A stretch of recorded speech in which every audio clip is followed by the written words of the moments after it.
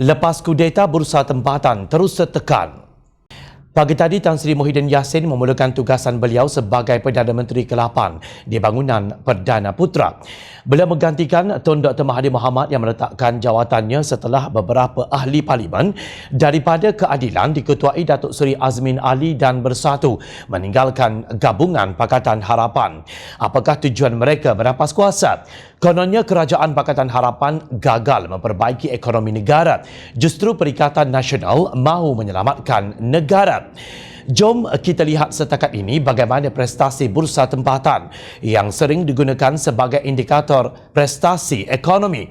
Menurut laporan beberapa media, pagi ini Bursa Malaysia terus berada dalam tekanan disebabkan ketidakpastian ekoran senario politik negara yang menyebabkan indeks petunjuk pasaran itu turun ke paras terendahnya sejak November 2011. Pada jam 9.05 pagi, FTSE Bursa Malaysia KLCI, FBM KLCI turun 22.83 mata atau 1.54% kepada 1,459.81 daripada paras penutup 1,482.64 pada Jumaat. Ini merupakan paras terendah sejak 29 November 2011 apabila indeks utama bursa ditutup pada 1,444.72. Pakej ransangan ekonomi bernilai 20 bilion ringgit gagal untuk menyekat penjualan, tetapi saham Aidance, INC Berhad dan Triven Global Berhad muncul menjadi kaunter paling aktif diniagakan pada sesi dagangan pagi hari ini. Manakala pada 10.30 pagi, Aiden meningkat 7 sen atau 35.89% kepada 26.5 sen dengan 138.40 juta saham didagangkan. Manakala waranya naik 4 sen kepada 8 sen dengan 38.46 juta saham bertukar tangan.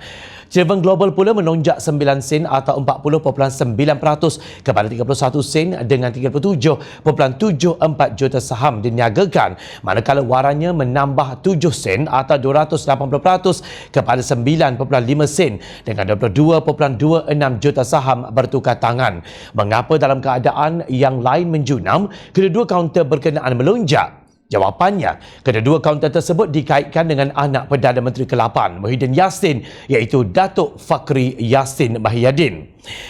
Pada keseluruhan pasaran, kaunter rugi mengatasi kaunter untung sebanyak 329 berbanding 108 di pasaran yang lebih luas dengan 150 kaunter tidak berubah, 1411 tidak diniagakan dan 18 yang lain digantung.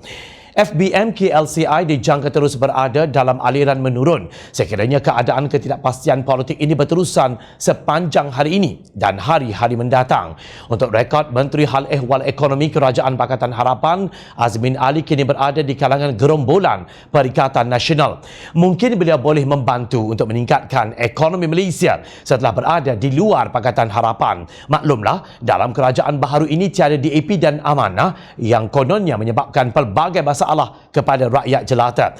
Sekadar mengingatkan, dalam Islam, kudeta terhadap pemerintah merupakan perkara yang dilarang atau haram selagi pemerintah itu masih menerapkan hukum Islam meskipun ada dalam kalangan mereka yang zalim dan fasik.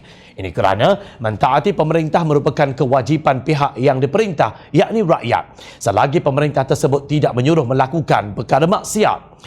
Sudah pasti pemimpin Perikatan Nasional Ahmad Arif mengenai hukum Islam ini.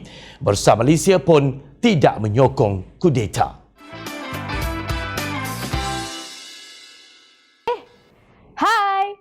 Jangan lupa klik kanan untuk rentasan berita, klik kiri untuk keratan berita dan jangan lupa untuk subscribe kami tahu.